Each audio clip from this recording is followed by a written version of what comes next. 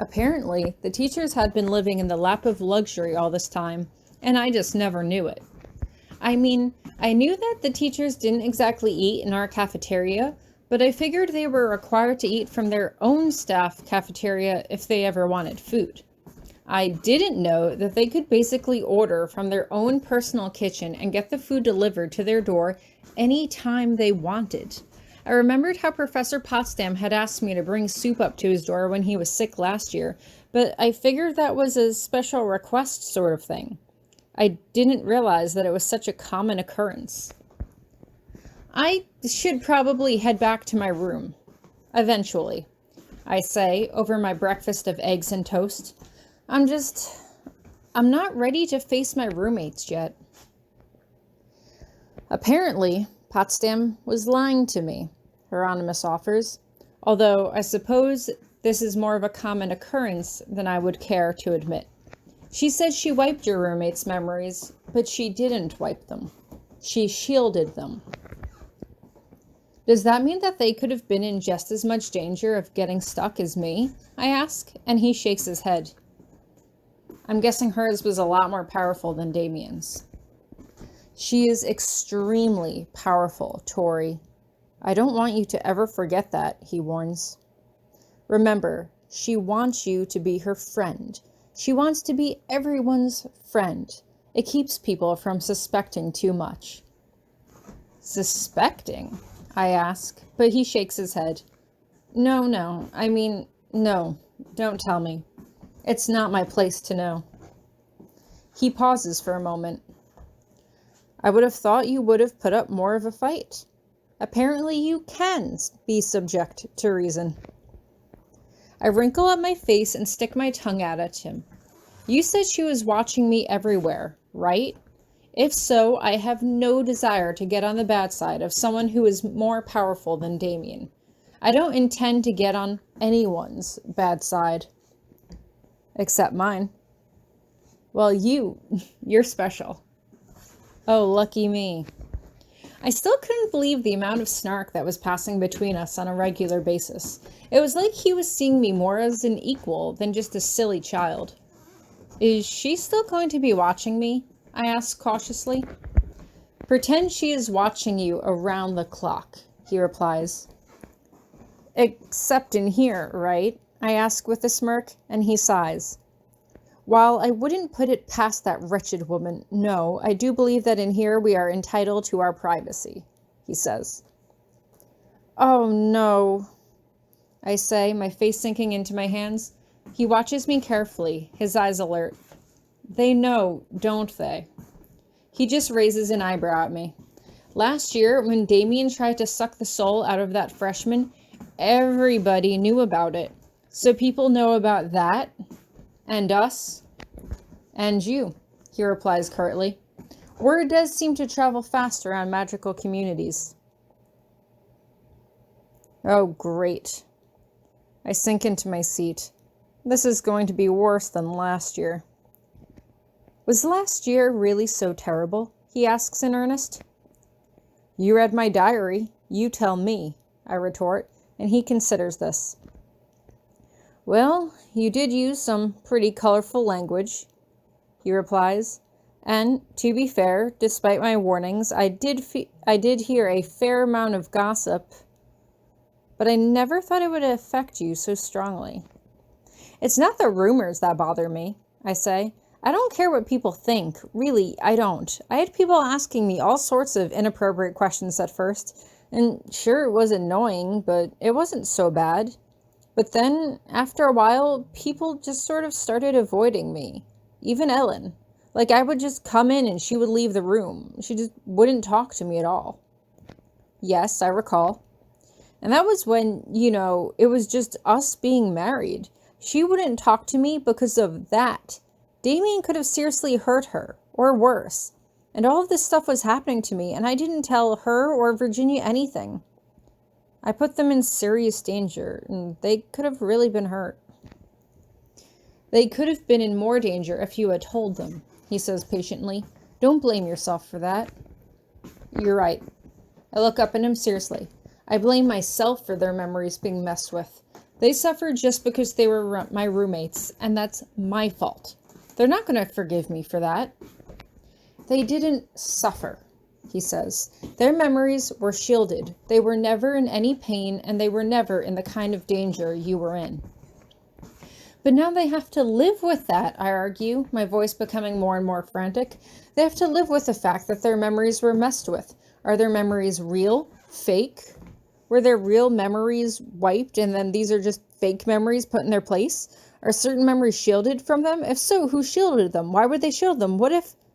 Tori, Hieronymous says sharply, and I look up at him immediately, trying to casually hug the stone around my neck with my fist. My heart is racing, and I try to softly take deep breaths in and out without drawing too much attention to myself. It's fine, I say. I'm fine. He just looks at me like he's not quite sure. You don't have to be fine, he says quietly. Yeah, I do, I say quickly. I run my hand through my hair, irritated, and he gives me a few minutes to collect myself. I think you know, I say after a few minutes. He gives me a strange look, but doesn't say anything, doesn't ask to elaborate, but I'm pretty sure he casts an empathy spell on me as a familiar look passes over his face. Didn't I warn you about becoming bitter before your time? He murmurs. I'm not bitter, I scoff. I'm nervous and I'm hesitant and I'm afraid, but I'm not bitter. I cross my arms over my chest. And don't give me that because I saw your face this morning. You are not bitter either. You are secretly a very happy person when you want to be. Yes, well, his familiar demeanor is back, but I'm not quite sure if I'm glad to see it. Hopefully your mates will not hold too much ill will against you. Yeah, I shrug. You'll have to face them eventually, he says pointedly. Can I stay with you? I ask, like a little kid asking for an extended bedtime. Just a little longer. I just want time by myself to think and... I don't know. I'm not ready to go out there yet. I feel like I haven't actually been me since the year started. And I haven't had any time to spend with you either. I just want like a solid week to either be just by myself or with you or both. I don't know. Spring break is next week, he informs me. Yeah, but I don't know if I'm going home to my... The words slip out of my mouth before I can stop them. He looks seriously alarmed and I sigh, rubbing my temple with the edge of my sleeve as if I'm wiping off dirt. Never mind, I sigh. I guess with everything else going on, I just sort of forgot that there is no home for me anymore. He's silent for a long while, so I decide to change the subject. I don't know what classes I should take this week. You don't have to go to class, he reminds me. You can always study or go to the gym. I groan as I hold my head in my hands. Why do I have to have a problem with everything? I don't want to stay in because I have all of next week off and I need something to take my mind off everything. I don't want to take blue magic because you're there and sorry, but I think we should give it at least a week. I don't want to take red magic because of Jason and him telling me to stay away from you just sounds really weird right now, considering he knew that I'm your wife. Plus, he gave me detention, and I don't know if I trust Potsdam enough right now to take one of her classes. Plus, I don't want to go to the gym. That's where this whole thing just went down. My blood is probably still seeped into the floorboards or something. I sigh. He's just giving me this incredulous stare across the table. You know what? I should go. Get out of your hair. Tori, sit, he says. I haven't even stood up yet. Tori, I don't pretend to know how hard this has been for you, or how hard it's going to be. But as your husband, I want you to know that you're there for me, I asked sarcastically. Can you be there for me just because you're a nice person and not because you're my husband? Have you met me? He asks. I can tell he's looking for a witty retort, but I'm in no mood to give one. Yes, I sigh. Can you kiss me again? I think that will help me feel better. He nods and I stand up and slide into his lap, straddling him, wrapping my arms around his neck, letting my hands run through his hair.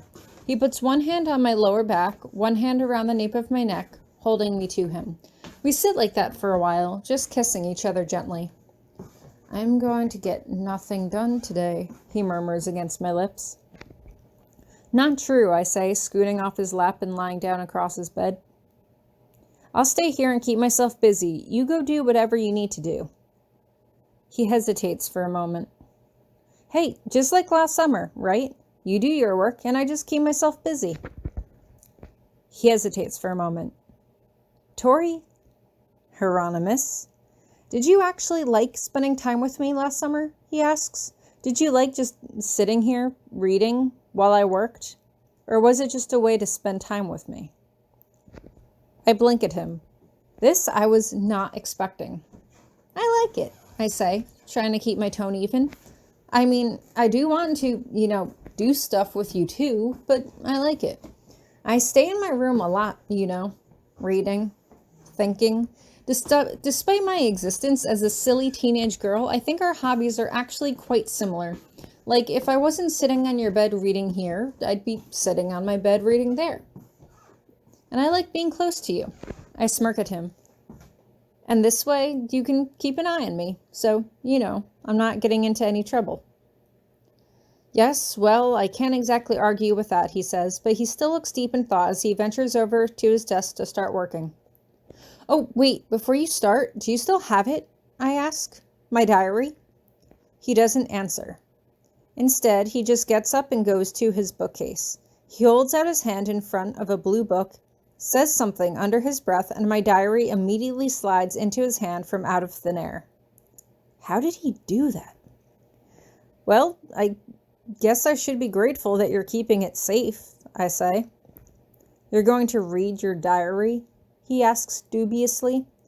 Or are you asking for it back? No, it was a gift to you, I say. Besides, it's safe here with you, considering you stole it from my room once. Potsdam stole it from your room, he corrects me. Potsdam read my diary? I blurt out in a flush of anger. He sighs and scratches the back of his head.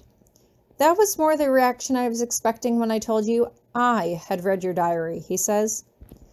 Yeah, but the diary was about you, I say. It's like one long love letter or something. I blush. No, she has no right to know that stuff. Tori, she knows everything that goes on this campus, he says, but we've had this conversation. I have to get back to work. I let him go. Suddenly, I don't want to read my diary, especially when I didn't know who else had touched these pages. But I had to. I had to read it. I had to make sure my memory was intact, and so I read through every entry, trying to link each one back to a specific memory in my mind. I laugh at some memories, like how Hieronymous bought me chai after the Thanksgiving candle sale.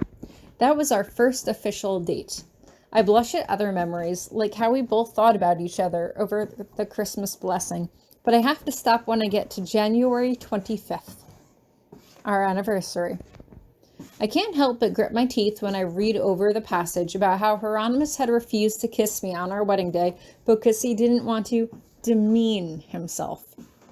I didn't write what I was really thinking about that in the diary, thankfully, but I did write a longer passage beneath it talking about my confused feelings about being married to him. I closed the book shut and gently rapped myself on the forehead out of sheer embarrassment. Something the matter? He asks lightheartedly. Oh, I would tell you, but I don't want to demean myself, I huff, crossing my arms over my chest. An embarrassed smile floats to his face. I hope you know that I did that for your benefit. My benefit? Would you have preferred our first kiss to be in front of Potsdam and Miss Cochran? My face flushes. But you weren't planning on kissing me at all. He simply shrugs and goes back to his work. I sigh and open up my diary. I am not opposed to the way things turned out. I can feel blush spreading across my cheeks. Well, neither am I. I can see the way he's looking at me, so I quickly pick up my diary again. Excuse me, sir, but I believe you have some work to get done. He chuckles as he gets back to his work, but I spend a long time staring at the one page of my diary, just staring through it. Is that the real reason why he didn't kiss me? And honestly, did it even matter? We had kissed and done so much more just over the past few days. One kiss hardly seemed like anything. But it had been our wedding kiss. Wasn't that supposed to be important? Nope. Our marriage was unconventional, our relationship was unconventional, and everything about us was unconventional. Time would only tell, of course, but if we were together, I don't care how it happened. Only that it did. Around 9 o'clock, I get up to stretch my legs. Hieronymous looks like he's busy grading work, so I simply disappear into the bathroom and put my clothes on. They're still covered in sand, and I do as much as I can to keep the mess contained. If I dumped sand all over his bathroom, Hieronymous may never invite me back.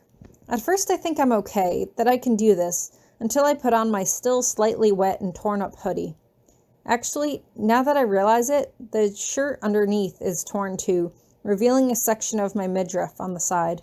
With my hair mussed from rolling around on the bed, and my damp, torn clothes, I look like I just came out of a battle.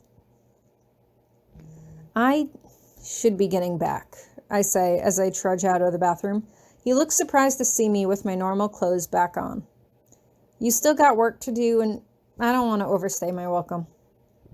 He hesitates. You are more than welcome to stay here another night. I sigh. I know, but if I'm spending all of spring break with you anyway. He narrows his eyes at me.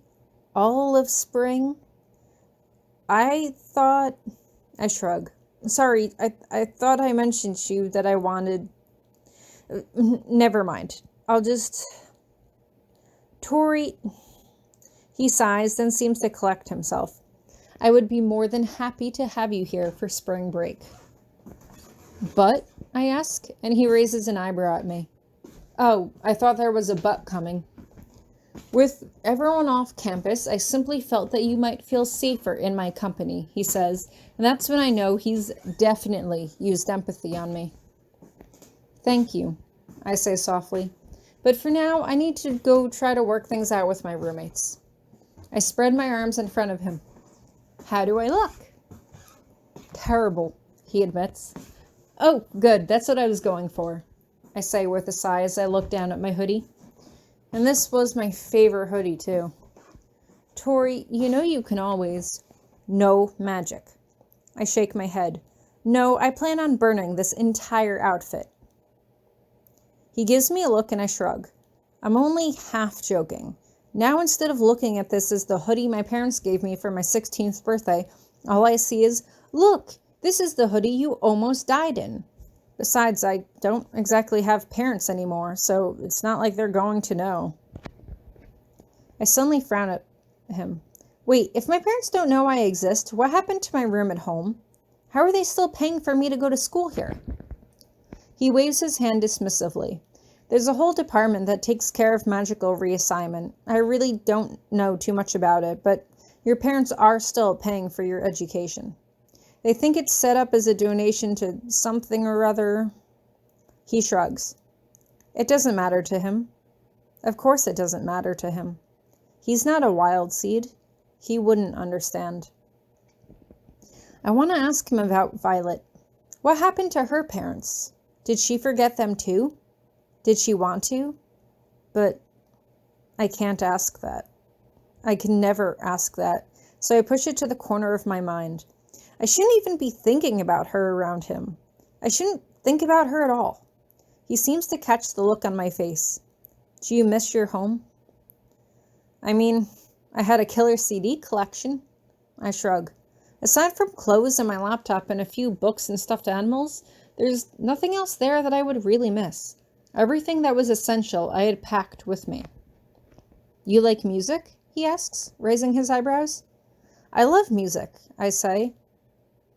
But, my music is a bit louder than your music, I think. You know, guitar riffs and all that. Ah. But that's in the past. I shrug. Old life, old Tori, so I should probably get out of her clothes. He hesitates, then sighs.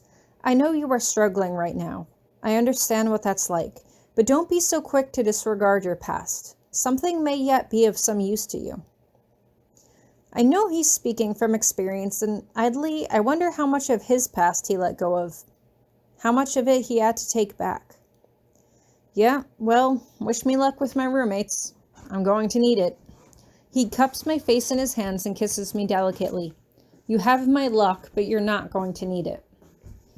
Yeah, I sigh, 'cause believe me, if I survived all of this just for my roommates to kill me, I am going to be pissed.